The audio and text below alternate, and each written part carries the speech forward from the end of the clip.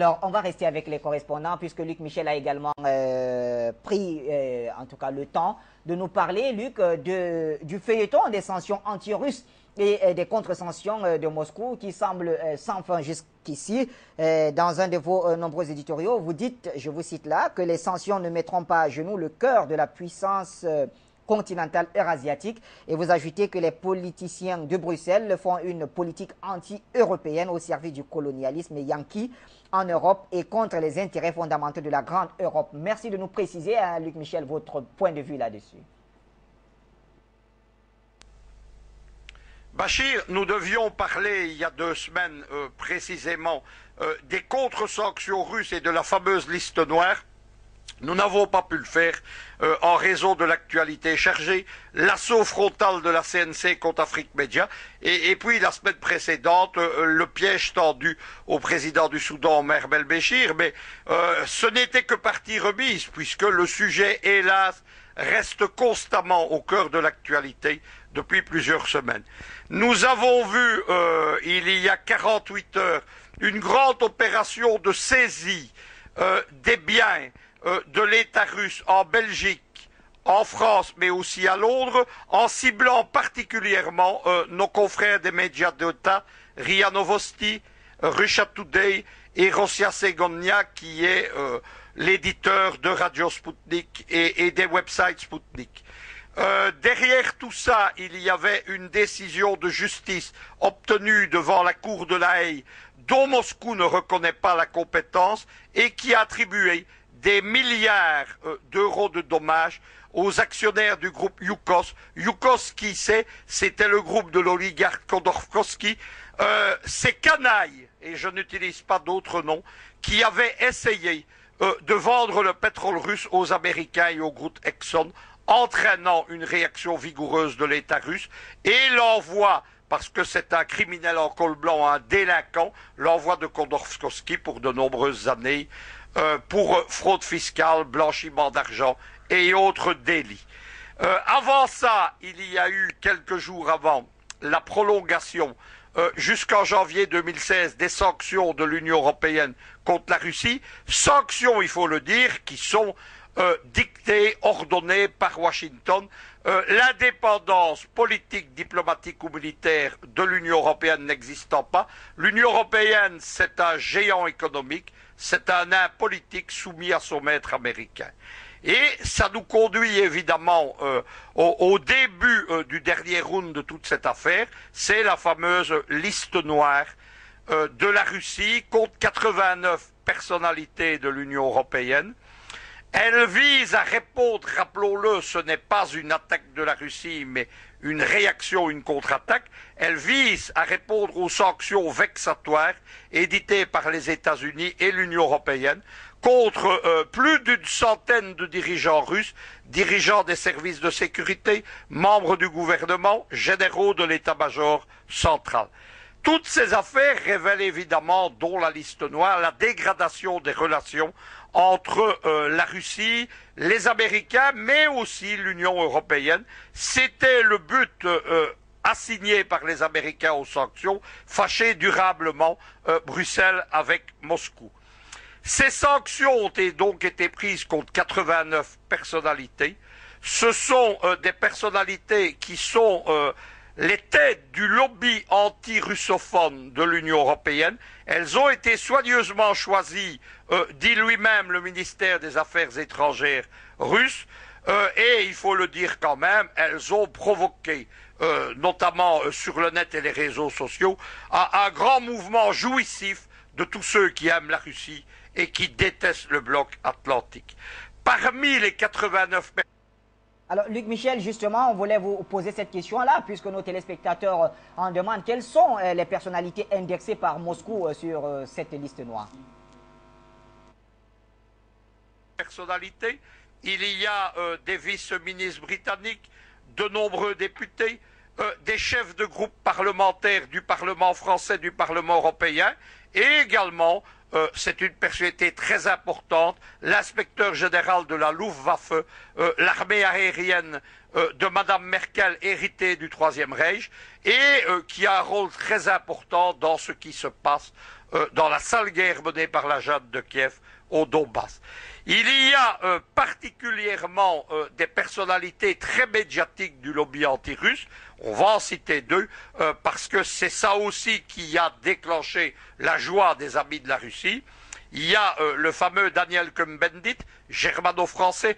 C'est l'ancien leader du mai 68 étudiant contre le général de Gaulle. À l'époque déjà, il a été accusé d'être un agent américain.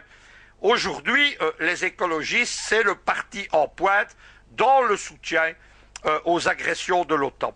Nous entendons souvent sur ces plateaux, avec nostalgie, notre ami Hubert Kamgan parler élogieusement des écologistes français, mais ça, c'était avant, c'était dans les années 80. À l'époque, ils étaient contre la France-Afrique, ils soutenaient des mouvements impérialistes, ils étaient pacifistes. Tout ça a changé. Le mouvement a été infiltré par des libertaires pro-atlantistes, dont le fameux Cohn-Bendit, et il est devenu ce que les militants anti-impérialistes en Europe appellent les verts kakis.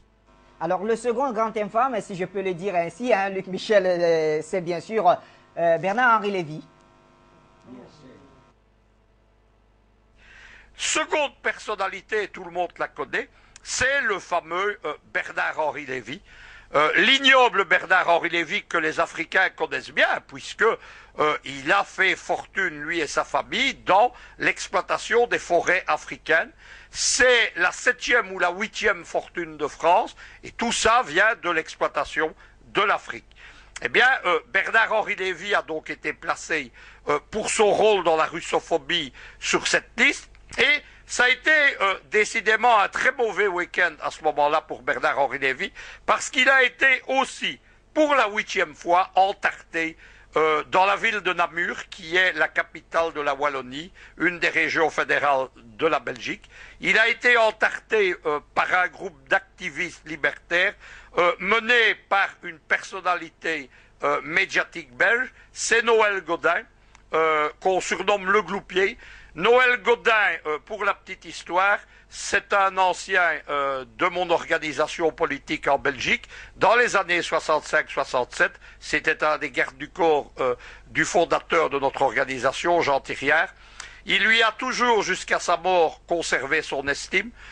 C'est la 8e fois que Gaudin s'attaque à Bernard-Henri Lévy. Il doit le faire, il déstabilise cet arrogant, prétentieux, vaniteux bluffeur, mais surtout, il a ici montré la haine qui anime le personnage. Donc je lui dirai un mot personnel, bravo l'ancien.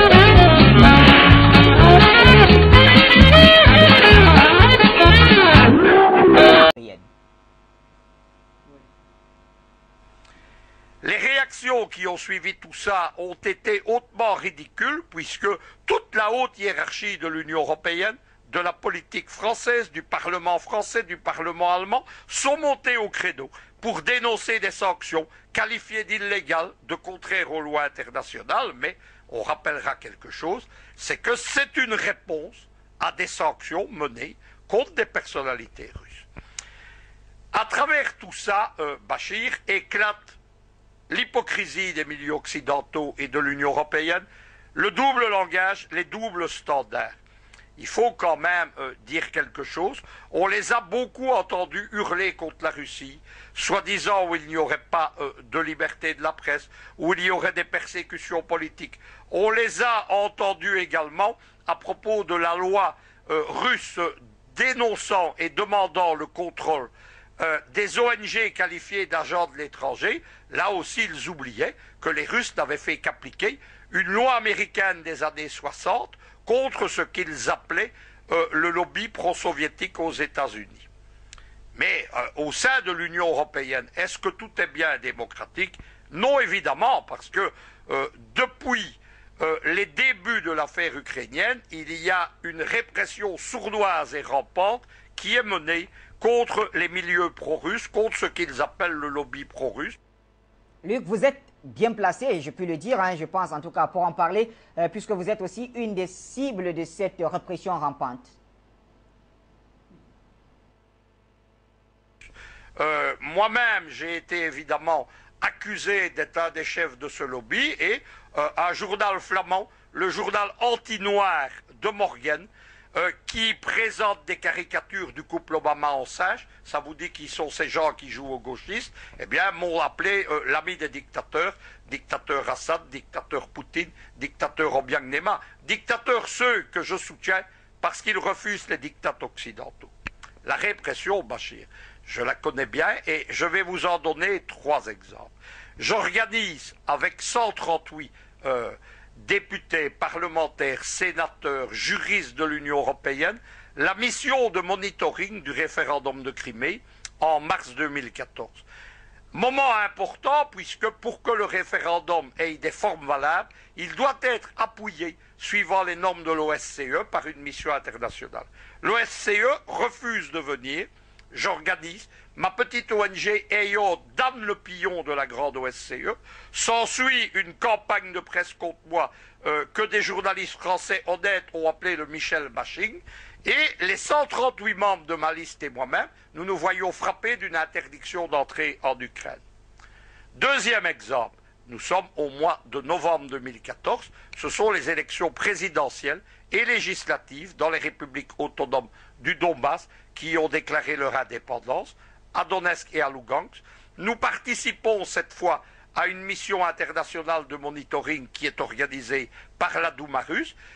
Notamment notre camarade Fabrice Beyor se rend à Donetsk, il y rencontre le futur président Zakharchenko. Eh bien, immédiatement, les participants à cette mission sont victimes d'une interdiction d'entrée non seulement en Ukraine, mais dans l'Union européenne, pour ceux qui n'en sont pas membres. On voit à ce moment-là les guignols de Kiev, parce que le Parlement ukrainien, c'est un grand cirque, une grande foire. Un de ces guignols monte à la tribune et, me citant nominalement, citant Fabrice Beyor, citant une quarantaine de députés et de sénateurs de l'Union européenne, il demande à Bruxelles notre interdiction d'entrée dans nos pays. On est dans la bouffonnerie absolue. Mais ça ne s'arrête pas là, Bachir. Troisième exemple. Troisième exemple, c'est le Bundestag allemand. Nous sommes le 30 septembre 2014. La porte-parole du groupe des Verts Kaki au Bundestag, les Grünen, elle s'appelle Catherine Göring-Eckardt. C'est un nom mal porté en Allemagne, puisque Göring était le numéro 2 du Troisième Reich, et Eckardt était le véritable fondateur avant Hitler du parti nazi. Cette dame monte à la tribune. Voici le rapport du Bundestag avec son interpellation de 21 pages. Elle s'attaque à l'ensemble du lobby pro-russe en Allemagne qui est scanné. Moi, je suis la seule personnalité et ayant la seule organisation qui est citée non allemande dans ce rapport. Et elle pose une série donc, de 48 questions. La question 28, elle concerne évidemment EIOD.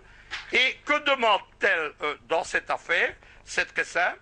On est dans le fichage politique en vue d'organiser la répression. Quelle information possède le gouvernement fédéral allemand sur l'organisation EIOD et son fondateur Luc Michel? Quel rôle joue l'ONG EIOD à la connaissance du gouvernement fédéral dans le déploiement de la politique étrangère de la Russie? Merci Luc Michel, de nombreux messages.